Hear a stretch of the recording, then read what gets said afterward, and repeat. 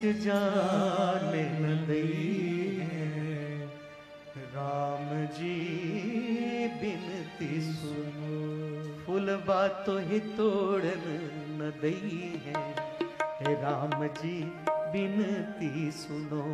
फूल बातों ही तोड़न न दई है, राम जी बिनती सुनो।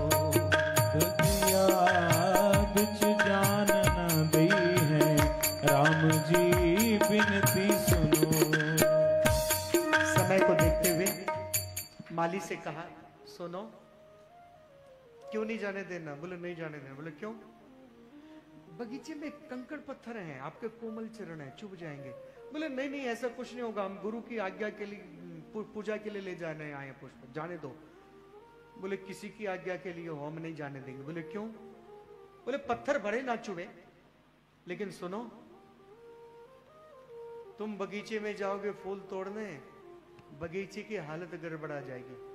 तुम ऐसे सुंदर हो, तुमको देख के डाली डाली फूल फूल तुम्हारे ऊपर उमड़ जाएंगे और कली कली खिल जाएगी कि मुझको संचित करें, मुझको संचित करें, मुझको संचित करें। कली कली खिल जाएगी। आज ही सब कली खिल जाएगी तो कल पुष्प हम कहां से लाएंगे? तुमको देख के कली कली खिल जाएगी। नहीं जाने देंगे, ऐसा कुछ नहीं होगा, मुझे जाने दीजिए। नहीं राम जी, आपका ही नुकसान है। बोले मेरा क्या नुकसान है? बोले अंदर बहुत बड़ा सरोवर है, सरोवर में कमल ही कमल है, और उस कमल के आसपास उधर खुशबूदार, अंदर हमारी बगीचे में भंवरे बहुत हैं, बहुत सारे भंवरे हैं। तो भंवरे हैं तो कमल पुष्प तोड़ रहे हैं, सब घूम रहे हैं, मेरा क्या नुकसान है? कमल को कर रहे हैं, मेरा क्या नुकसान है? बोले महाराज डबल नुकसान है। बोले क्यों? अंदर तो एक ही कमल है, आपके मुख कमल, और मुख कमल के ऊपर में, कमल के ऊपर में नेत्र कमल, कमल के ऊपर कमल लगा हुआ है। राजीव लोचन है आप, कमल के ऊपर कमल लगा हुआ है, आपका चरण कमल, अंग कमल, प्रत्यंग कमल, सब कुछ नवकंज लोचन कंज, मुख करे कंज, पद कंदारुणम। जहां देखूं वहां कमल ही कमल है। और जब भंवरे देखेंगे नया कमल है, आज नील कमल है, नीलमणि है ना प्रभु, आज नील कमल आ गया है, नया कमल आ गया हमारी बगिया में। सारे भंवरे दौड़ के पड़ेंगे, टूटेंगे आपके ऊपर में। आप हमारे मेहमान हैं, कैसे मैं जाने दूं? आपको भी खतरा नहीं, हम जाएंगे।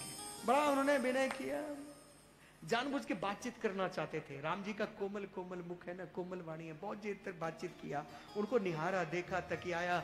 वहां के माली भी परम विद्वान मिथिला के, प्रवेश किया, अंदर गए। अंदर जब गए उसी समय मां, कौन?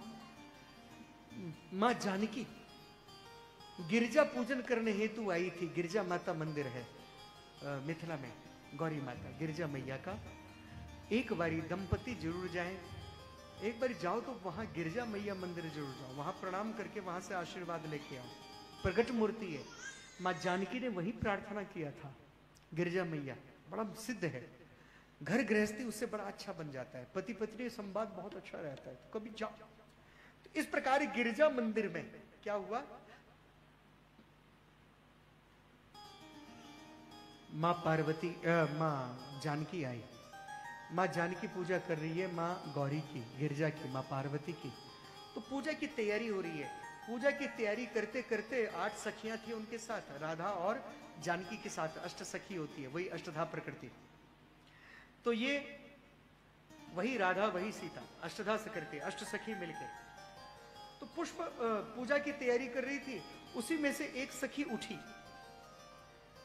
एक सखी उठी, बगिया में घूमने लगी।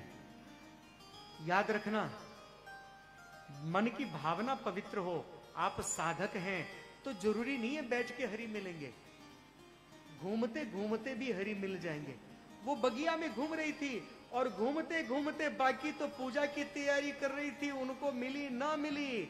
जानकी जी पूजा करने वाली थी, उनको बाद में मिली। सभी को बाद में सबने दर्शन किया, सबसे पहले उसी ने दर्शन किया जो घूम रही थी। हाँ, बगीचे में पहुंची और जैसे पल्लव की ओट से देखा, ओहो ये तो वही हैं जिन्होंने संपूर्ण मिथिला नगरी को आकर्षित कर रखा है। पहुंच गई। ललीजू ललीजू, सियाजू सियाजू, ललीजू चलो ना, चलो जल्दी चलो। बोले कहां? ललीजू चलो ना। बोले कहां? वही जिसने सबका मन मोह रखा है, वो पुष्प वाटिका में है, एक निहार लो। बोले नहीं, हमारे धर्म मर्यादा में नहीं है। आज मेरा स्वयंवर होने वाला है, आज मर्यादा में नहीं, मैं भवानी की पूजा करने आई हूं। अब मैं किसी पर पुरुष को नहीं देख सकती, मैं कैसे देखूं? उचित नहीं। देवी, सब मर्यादा एक तरफ रख दो। यदि आपने उनको नहीं देखा, उस सखी को क्यों मिले? और सखी की तपस्या क्या था? अपने लिए नहीं, जानकी के लिए आई दौड़ी। जानकी चलो, तपस्या आपकी धरी की धरी रह जाएगी यदि उनके दर्शन नहीं हुए तो। अच्छा, बार बार कहने पे अष्ट सखियों ने भी यही कहा, अरे वही है। बोले हाँ चलो चलो ललीजू चलो। मन में था देखने का, लेकिन संकोच है, मर्यादा है। जानकी बहुत मर्यादा में थी। अच्छा तो चलो। घूंघट नहीं होता था, भारतीय संस्कृति में घूंघट नहीं है। हाँ, सिर पे पल्लू लेना ठीक है, सिर पे कपड़ा लेना ठीक है। सिर पे हमारे पूर्वज कपड़ा लेते थे, जानकी जी ने पल्लू नहीं किया। ये लंबा घूंघट, ये हमारी संस्कृति में नहीं है। क्या है? सिर पर पल्लू। ये जो लंबा कपड़ा लेते थे, ये मुसलमानों का था, वो पहना। बुर्का, उसमें बुर्का उनका था, हमारा क्या था? सिर पे कपड़ा लेना। जब मुगलों का आक्रमण हुआ, मुसलमानों का राज्य हुआ, हमारी बहन बेटियों को वो उठाने लगे। उनसे बचने के लिए कि वो आए तो लंबा पल्लू खींच लेते थे कि वो ना चेहरा देखे। कहीं बाहर जाती थी तो लंबा पल्लू खींच के कि कहीं वो मुसलमान लोग देखे नहीं, इधर उधर रहे। इसलिए वो पल्लू सिस्टम, पर्दा सिस्टम चलता रहा। लेकिन जानकी जी भी माथे पर ही, शीश पर पल्ला लेना, ये यहां तक जरूरी है। सिर ढका रहना चाहिए, है ना? तो सिर ढकना जरूरी है, चाहे स्त्री हो या पुरुष हो। केवल स्त्रियों का हम कहते हैं, लेडीज को कहते हैं, अरे सिर ढक लो, सिर ढक लो। बोले क्यों? सिर ढक लो। अब लेडीज भी तो अपने जेंट्स को बोले, जेंट्स बोलते हैं लेडीज की तरफ देख के बार बार, सिर ढको, सिर ढको, सिर ढको। क्या बोलते हैं? सिर ढको। अम्मा आपका मन कर रहा है तो ढक लो। तो सुनो, क्या कहते थे? सिर ढको, सिर ढको। लेकिन क्या है, स्त्री भी पुरुष को बोले कि पगड़ी पहनो, पगड़ी पहनो, पगड़ी पहनो। कहीं जाते गणमान्य में, शीश पगा न झगा तन पे, सिर की पगड़ी सम्मान होता था। पहले जमाने में पगड़ी जरूर पहनते थे हर व्यक्ति, हर व्यक्ति। पुरुष पगड़ी पहनते थे, सिर पर सिर ढक के चलते थे। और कभी कुछ होता था तो पगड़ी उतार देना, मेरी पगड़ी की लाज रखो।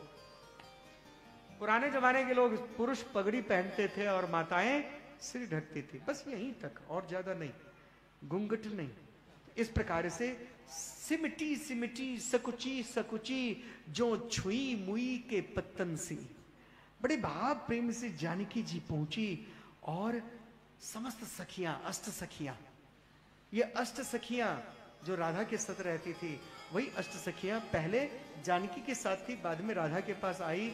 यही अष्ट सखी कोई और नहीं, वही राधा, वही सीता है।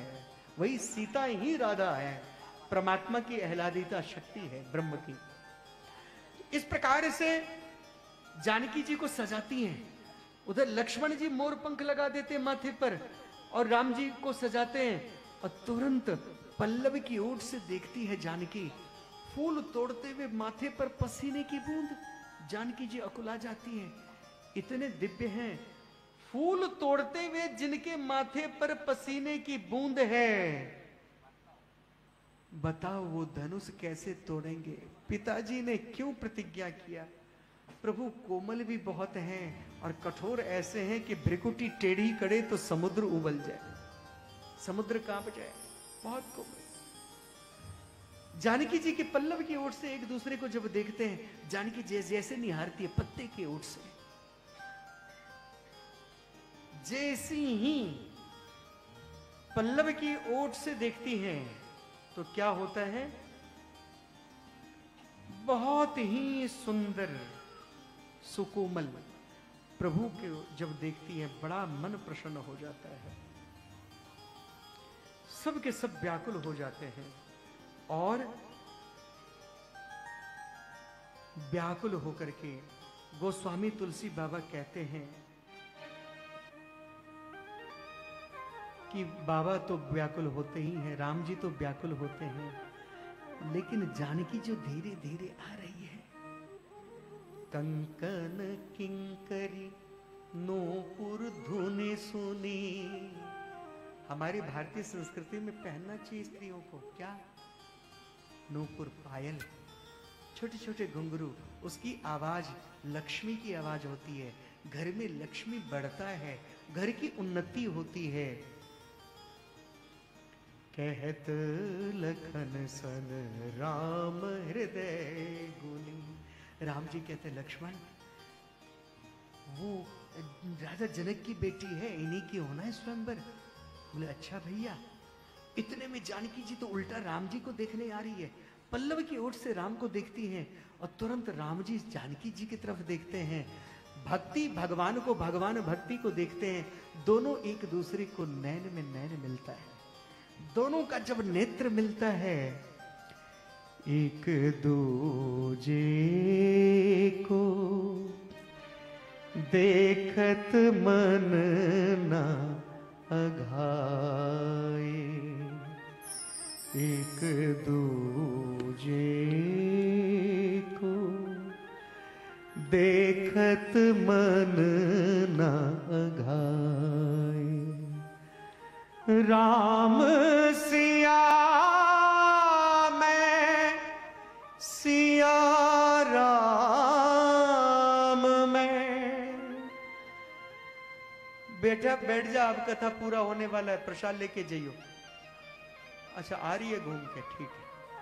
कि राम सिया मैं, सिया राम मैं, एक ही रूप लखा,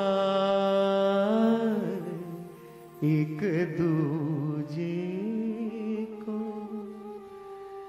देखत मन ना अघा। बगिया में ही पहले मिल लिए थे, विवाह तो बाद में हुआ। तो ऐसे नहीं कि कन्हैया ही रुक्मणी को लेके आए, ये राधिका के संग कृष्ण जी ही थे। अरे राम जी ने भी पुष्प वाटिका में पहले चुन लिया था जानकी को। दोनों एक दूसरे को चुन रहे हैं, दोनों एक दूसरे को देख रहे हैं बड़े भाव प्रेम से, लेकिन मर्यादा में, बड़े भाव प्रेम से मर्यादा में। हो राम को देख कर श्री जनक नंदिनी, राम को देख कर श्री जनक नंदिनी, बाद में वो खड़ी की खड़ी रह गई।